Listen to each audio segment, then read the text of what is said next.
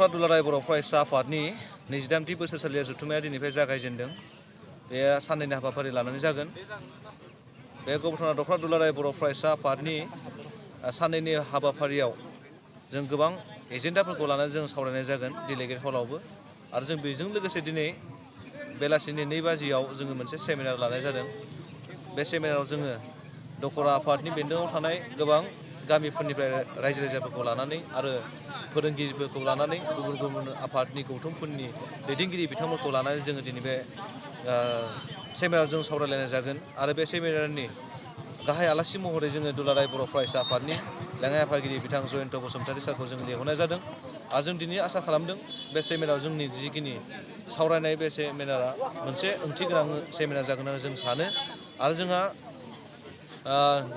गबथना दख'रा दुलाराय बर' फरायसा आफादनि थान्दै मेल बा डेलिगेट हल, बे हला जोंहा डेलिगेटआ जोंहा बेलासिनि 5 रिंगानिफ्राय जागायजेनगोन।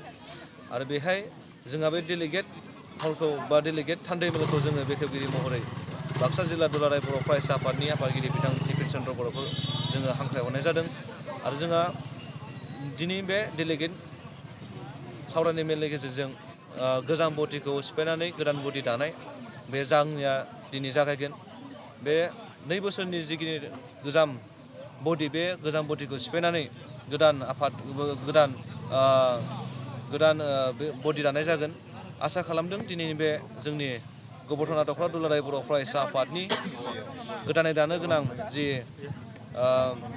बडि, बे बडिया मोनसे ओंथि गोनां आरो मोनसे जोंनि गबथना दख'रा दुलाराय बर' फरायसा आफादनि जिखिनि थांखिफोर लागोन, बे थांखिफोर लानायाव गोदान बडिया जेन नैबे थांखिफोरखौ मावफुंनो हागोन बेखौ जोंहा फोथायनाय दङ।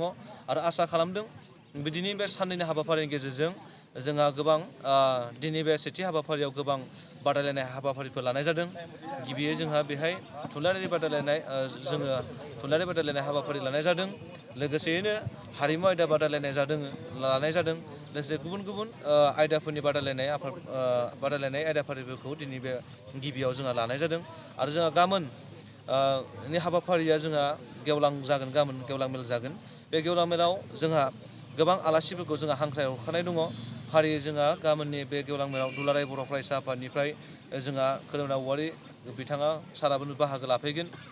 गाहाय आलासि महरै बाहागो लाफैगोन दानि बिटिआरनि चिफ बिथां प्रमद बर' बिथां सारा बाहागो लाफैगोन। आरो जोंनि नैबे ओनसोलनि जोंनि बे सरफुक समस्तिनि रायजो बिजेपि प्रेसिडेन्ट बिथां रन्जित कुमार दास बिथाङाबो बाहागो लाफैगोन। आरो बिटिआरनि गोबां इएमफोराबो जोंनि नैबे हाबाफारियाव बाहागो लाफैगोन। आरो जों आसा खालामो जोंनि नैबे गाबोननि जानो गोनां गेवलां मेल, बे गेवलां मेलाव जोंनि ओनसोलनि आरो गुबुन गुबुन ओनसोलनि रायजो राजाफ्रा लैहोर लैहोर फैनानै जोंखौ थोजासे मदद होफैगोन होननानै जोंहा आसा जोंहा मिजिंथिनाय थाबाय। गोजोन्थों। गबथना दख'रा दुलाराय बर' फरायसा आफादनि खुंगा 23थि बोसोरसालिया जथुम्माया नैबे युमा गेलेग्रा फोथाराव दिनैनिफ्राय जागायनो लाबाय। दिनै गिबियावनो आंनो हाबाफारि मोनसे होदोंमोन। बे जाहैबाय गाहाय लांगोना बेखेवनाय। बे बेखेवनाय हाबाफारिखौ बयनिबो मददजों बेखेवनाय जाबाय। आरो बेबायदिनो फारि फारि दिनैनि हाबाफारिया जागासिनो दङ। आरो दा बे हाबाफारिया दिनैनिफ्राय जागायनानै गाबोनसिम साननैनि हाबाफारि लानानै खुंनो लादों। दिनै माखासे आलासि फैगोन। आलासिफोरनि मादाव जोंहा दुलाराय बर' फरायसा आफादनि आखान्थि आफादगिरि मुस्रि जयन्त बसुमतारी बिथाङा बेलासिनि बे गोनांथार सावराय मेलाव गाहाय आलासि महरै बाहागो लाफैगोन। आरो बेयाव जोंनि ओनसोलनि माखासे इन्टेलेक्सुयेलफोर, बर' इन्टेलेक्सुयेलफोर, गुबुन गुबुन आफादनि दैदेनगिरिफोर, रायजो राजाफोरा बाहागो लागोन। आरो बेयाव मोजाङै सावरायनाय जागोन। मानो होननानै बुङोबा जोंनि दा बिटिआरआव माखासे गामि हाबनाय दानख'नाय बिनि सायावबो स्पेसियेलि माखासे सावरायनाय जागोन। बिनि थाखायनो रायजो राजाफ्रा मदद होफैगोन। आरो बिनिफ्राय दा मोनाबिलियाव जोंहा बे थान्दै मेल जागोन। बे थान्दै मेला जोबोद गोनांथार, मानो होननानै बुङोबा जोंनि बे दख'रायाव जों गोबांथार गामि दं। बे गामिफोराव, बे ओनसोलाव गोबां खामानि जायाखै। बेनिखायनो बे गोदान बिटिआरनि गेजेरजों जोंनि ओनसोलाव माबादियै खामानि मावनो हागोन फरायसा आफादनि गेजेरजों, आरो फरायसाफोरखौ बोरैहाय फरायनाय लिरनाय फारसे रोंगौथि खालामनो हागोन, दावगाहोनो हागोन, डेभेलपमेन्ट खालामनो हागोन, बिनि सायावबो सावरायगोन। आरो बिनि अनगायैबो ओनसोलनि माखासे खौसेथि, आलो गोजोन, आब्रुथि लाखिनाय आरो बिनि गेजेरजों गामि ओनसोलखौ जौगाहोनाय, बिनि फारसेबो सावरायनाय जागोन। बेनिफ्राय गोजाम आफादखौ सेफायनानै गोदान आफाद दागोन। बे गोदान आफादा जाहाथे मोजां रोंगौथिफोरखौ जाहाथे होयो, संबिधान बादि जाहाथे कनस्टिटिउसनखौ नायनानै आफादफोरखौ जाहाथे दालायनाय जायो, बयबो गोरोबलायनाय, गनायलायनाय जायो। गनायलायनानै जाहाथे उननि हाबाफारियाव बे गोदान बिबानगिरिफ्रा, मावथिफ्रा जाहाथे आलो गोजोन रायजोफोरखौ लानानै, फरायसाफोरखौ लानानै मोजां दैदेनलांनो हायो, बेखौनो जों मिजिंथियो, आसा खालामो, भरसा खालामो। बिनि अनगायैबो गाबोन गेवलां मिटिङाव गोबांथार आलासि फैगोन। जाय आलासिफोरनि मादाव जोंहा बुंनो थाङोबा नैबे बिटिआरनि गाहाय मावफुं सोद्रोमा, जायखौ चिफ होननानै बुङो, बे चिफ एक्जिकिउटिभ मेम्बार बिथां प्रमद बर' बिथाङा फैगोन। आरो बेजों लोगोसे बि फेरेंगा एबा रनजित बसुमतारी EM बिथाङा फैगोन। बिदिनो लकेलनि गौतम दास EM बिथांमोनाबो फैगोन। आरो आसाम रायजिक BJPनि आफादगिरि आरो लोगोसे बारग' स्पिकार, आथिखालाव सर्ब समष्टिनि MLA मानव गेदेर मुंस्रि रनजित कुमार दास बिथाङाबो बाहागो लाफैगोन। आरो गोबांथार आबसुनि दैदेनगिरिफोर फैगोन, मावथिफोर फैगोन। आरो गुबुन गुबुन सामाजिक मावथि एबा थुनलाइ आफादनि आरो गुबुन गुबुन आफादफोरनि बेयाव बाहागो लागोन। बेनिखायनो बे मिटिङा मेहेरगोनां जागोन। मेहेरगोनां जानायनि अनगायैबो बे मिटिंनि गेजेरजों, बे जथुम्मानि गेजेरजों जोंनि ओनसोलाव गोजोन थासारि, खौसेथि, आलो गोजोन आरो आब्रुथि फैगोन, बेखौ जों मिजिंथियो। आरो बिनिफ्राय जोङो दावगालांनायनि बा जोंनि इयुनाव फरायसाफोरनि जौगानाय थांखि लानानै जोंनि खामानिया जाहाथे जाफुंसारो, बेखौनो जों बे जथुम्मानि गेजेरजों हास्थायो आरो। गोजोन्थों।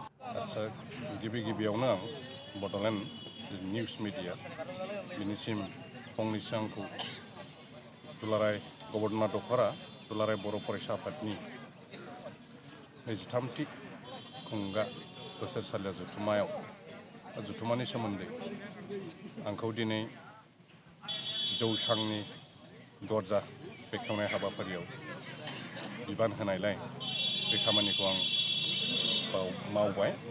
दा बेनि गेजेरजों आं फंनैसो बुंनो नागिरदों। बे निमुवा गेलेग्रा फोथाराव गभर्नर दख'रा बर' फरायसा आफादनि खुंगा 23थि बोसोरसालिया जथुम्मा, बे जथुम्मानि आबुं जाफुंनायखौ आं हास्थायदों। आं आसा खालामदों बे खुंथायनि गेजेरजों गभर्नर दख'रा बर' फरायसा आफादा